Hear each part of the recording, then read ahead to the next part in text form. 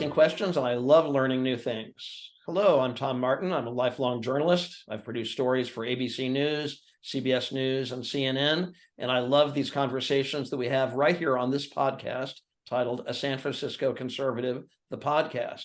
And that is thanks to my colleague and the man of the hour, Mr. David Parker, who's joining us from San Francisco. David is the author of two great books, Income and Wealth and A San Francisco Conservative. And can't wait to hear what we have in store for you today. Hey, David, how are you? I'm fine, Tom. By the way, how are you today? I'm doing very well. Doing very well. Thank you. Thank you. Very Despite good. the Golden Gate Bridge behind me, I'm actually in Connecticut, but I miss San Francisco. And despite the books behind me, I'm in Connecticut also. Really? Oh my gosh, Yeah. we got to get together. So anyway, so here I have a fortunately I have a I guess I would call a fun, certainly interesting topic in mind today. Sometimes our topics are very serious and gravitas and all that.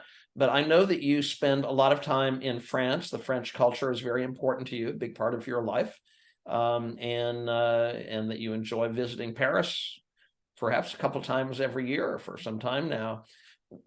I'd love to hear from your perspective what the difference is between the French culture and the American culture in terms of government, economy, and things like that. I would never give a French person any advice on how to run their country. The culture is so different. I have no right. In fact, the culture of France is culture, really highly developed, beyond what we can even appreciate. The culture of America is business. It's a little bit beyond what they can imagine. And they don't mix. And the French have a great tradition of scholastic reasoning back to the Middle Ages. The French will argue and they will rationalize and reason. Descartes, Cartesian philosophy, that's all French. The XY graph that we all use for mathematics, that's French. They put everything to duel, this and that. They're always arguing back and forth. But scholasticism has a downside, especially in the Middle Ages. They would debate. It's a famous example. Does a horse have 4 or 5 legs? And the argument, the side that won had the best argument, the most compelling argument. It never occurred to a French person to go outside and take a look at the horse and solve this in 5 seconds. No, they would argue for hours. And I made that analysis or analogy to the Maginot Line that France built after World War I. They were so devastated from their country being ruined, and being ruined in the War of 1870 also, when they lost Alsace and Lorraine. So this is not going to happen again. And so we're going to make a wall that's impenetrable. And they argued over it, and they argued over it, yes or no, and it was a war-ravaged country. To spend billions of dollars for a war-ravaged country was really a decision that they had to make, and they did it. It didn't occur to the French to go look at a map, because the Maginot Line separates France from Germany. But Germany goes over the top. Its natural country, its natural boundaries are over the top of Holland, which is right on top of Belgium, which is right on top of France. Germany says, fine. The army walked around Maginot Line and came right into France through Holland. And they took France in 1941 or so in one day. No resistance. All that huge expense, all the arguments, no one looked at the map. No one looked at the horse. That is very French. Interesting. Yeah. And I just want to say, for those of our listeners and viewers who want to look this up and read a little bit more about it, it's the French pronunciation, of course, but it's Maginot. Is that right? Yeah. Yeah. Okay. Yeah. So yes, it's interesting. I don't know, maybe this is kind of like really peripheral tangent of World War II in France, but I've always been a big fan of Ernest Hemingway's writings, and he fancied himself a foreign correspondent during World War II, and he chose to be based in Paris. He said, we liberated the Ritz Hotel or something like that. But again, you can't even remove the culture from that. They're thinking about food and drink and preserving the great, the Louvre. And fortunately, I mean, some recent wars where the culture is destroyed or bombed, it really kind of loss of life is terrible too, of course. But I'm glad that France, for the most part, preserved their culture. Culture is so strong. We really can't appreciate how profound it is. And even the Nazis who occupied Paris, they were in seventh heaven. Hitler finally gave the order, like he did for London, to go bomb London to smithereens. He says, bomb Paris to smithereens. And the Nazis in France wouldn't do it. Wow, that's interesting. Because they were living there, they couldn't do it. Yeah, interesting. Well, speaking of that kind of rigor, again, you said it seems like very scholarly, or I don't know if academic is the right word, arguing if a horse has 4 legs or 5 legs. That's so funny. That reminds me of our politicians in Washington a little bit. But you are a lifelong educator. You taught in young children in San Francisco's public schools for 40 plus years. Do you think and I know that you think we need to improve our educational system. Do you think Americans just kind of relaxed our standards and let things slide in a way that they never would in France? Yes. And another reason the French they do some things really well. And one is the French schools teach French culture and French history. They don't care what your background is, because that, they feel, unites the nation. All students learn the same curriculum, and wherever they are in the world or in France, they always have that in common. A common core curriculum at a very high standard, at a classical education standard. Americans do the opposite. We try to teach everybody's culture to be inclusive, so everybody feels comfortable being here. And our main contribution would be the history and culture of British and American democracy. That's what unites Americans.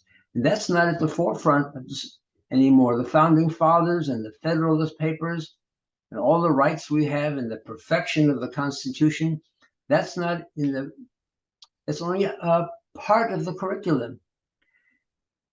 In France, they're so concerned about the culture.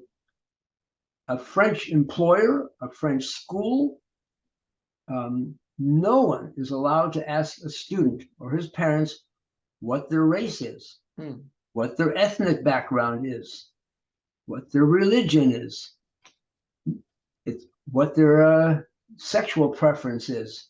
It's forbidden. In France, they use the word laïcité. It's a French word. It means we separate church and state. The state runs the schools and the core curriculum at a very high cultural standard. If you can't do it, you don't, just leave school. Then they're not playing around. Yeah, interesting. Now, I have some follow-up questions for you. Let me add, the French education minister warned the French school systems, do not look at America, do not look at progressivism and not at progressive woke. That's the wrong direction. To warn the nation not to do that. Yeah, interesting. Well, before continuing on here, I just wanted to let our viewers and listeners know, if you're joining us midstream here, this is a San Francisco Conservative, the podcast, a new podcast series featuring yours truly, Tom Martin, the journalist, and Mr. David Parker, author of 2 great books, Income and Wealth and the San Francisco Conservative, talking about France. And I know I enjoy reading the essays that you send me from time to time. I know these will all be collected in your next book. And in the essay that you wrote about France, you mentioned, again, one of your common themes that I really take to heart because it's really so insightful is you said that America was sort of oblivious to certain distinctions also. You said just as the French people were oblivious to, in drawing the Maginot Line, saying this will protect us from German invasion, and it didn't match reality. You say that here in America, we have certain things that we do that we're not really seeing reality. Can you elaborate on that? I guess I touched on that by teaching so many cultures to be inclusive. And we're also, the schools are under a lot of pressure not to expel students who are not doing well or who are misbehaving. Because maybe, especially Black and Latin and Native American, we're not teaching their culture. We're teaching a Eurocentric curriculum, and maybe that's why they're not interested in not doing well, which is not true. And by doing that, we've lowered the standards to make sure no one is expelled and no one flunks. The only way is to lower standards. American standards now are so low. We are one of the worst school districts in the world. I'm in Silicon Valley. More than 70% of all employees working in the future, information technology and bioengineering, are foreign born. More than 70%. San Jose Mercury News documents that all the time. They can't hire Americans. They're not qualified. That tells you everything. Yeah. But plus, the U.S. Department of Education does testing. For the last 50 years, they say that 36% of the nation can read and do mathematics. 36%. They say they're proficient. They're being polite. They don't want to say that it's a euphemism for D+. We're a D+ a nation in terms of the cultural, which is reading and writing and mathematics. Though we do business. In a French home, no one will talk economics or business or money. Considered rude, especially at the dinner table. It just, no one talks. In this country, we love to talk about business and money and economics. So that's one reason I don't make any comments when I'm in France. But that's a big difference right there. You know, when I'm a very thorough reader in French. I read, for example, the essays of Montaigne in French, and I read what's called À la recherche du temps perdu, in search of lost time, something like that, by Marcel Proust in French. Nowhere is there any discussion of the underlying economy. Proust talks a psychological understanding of things, and Montaigne talks a social and political understanding of things, and they're very sensitive and nuanced arguments, French arguments, without looking at the horse, without looking at the Maginot Line, without looking at the economy. I guess there's the connection. Karl Marx says the underlying economy dictates the social and political relations that the nation has. You can't ignore what the underlying economy is. We're a free economy. That's better than having a controlled economy. And France likes to control their economy. They're always rationalizing, and the best argument turns out to be control of the economy. Yeah. And that's not to their interest. Yeah, yeah. You know, it's interesting. I want to follow up on what you were saying about the employees there in Silicon Valley with tech companies. And I know that, you and I have discussed immigration policy before, and I know that your heritage is immigrants, so is mine. I know you're very open. I think you've even told me that one of the things you like about the Bay Area is that it's such a melting pot of different cultures and so on. But all that being said, it does seem like a real wake-up call, or it should be a wake-up call or a red flag to Americans, native-born Americans, that if we cannot hope to claim those jobs, something is wrong with our education system. I know you've talked about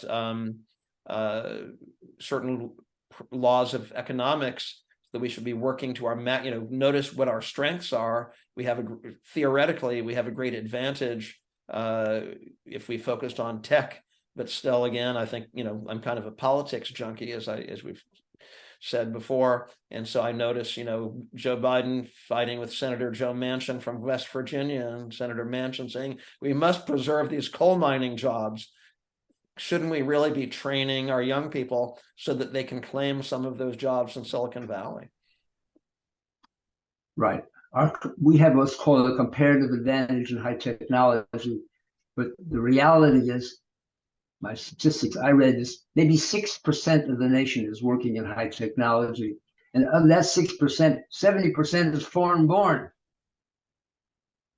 The schools in Germany and in France, the level of education is so much higher. It's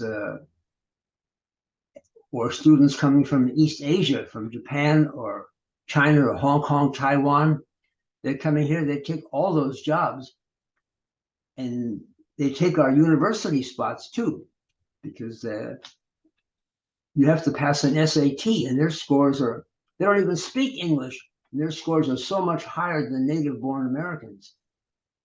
That tells you everything. Yeah, interesting. My grandkids who live across the street from an elementary school in San Francisco called Alice Fong U. It's Chinese immersion. Their parents just recently arrived, and they're helping them to learn English. At the end of that school is the highest scoring school in San Francisco, and the students don't even speak English. Wow. That says a lot. Yeah. Same thing. Amazing. Says a lot. Well, we're about out of time now. Now, this has been quite interesting. Any final thoughts on France and America before we go? Well, the French have what I call laïcité correct. Don't ask anybody what their background is. It's nobody's business. They don't have something like affirmative action. It's nobody's business. They're correct. And then Americans, we should do what the other countries are doing, raise our educational standards. And if a student can't do it, just work at the level you can. That's all. You don't have to. I have an invention for a report card. If you're a 11th grade junior in high school, and you're doing very well in English at the 4th grade level, and you get a B, and put down English B, 4th grade level, right on your report card. In math, maybe you're doing better than that. Maybe you're doing 6th grade level in math, A. And PE, maybe you're 11th grade and you're doing 11th grade level, A minus. You didn't get an A because you forgot to bring your gym clothes too often. Right. That's one solution. Just everybody stays and goes to school and has a good time. If you want to be serious, be serious. If you don't want to be serious, you don't have to be serious. Yeah. Well, it's, again, very insightful from your many years as a teacher in the public schools, and especially there in San Francisco Bay Area with many different populations. And it sounds like we have some work to do. But yeah, we got a little work to do. Yes, sir.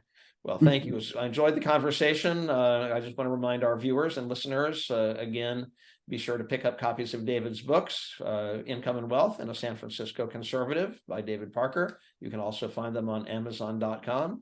Any closing words, David? I like to say that my books are rich in examples from history. I go back to 6,000 BC, no,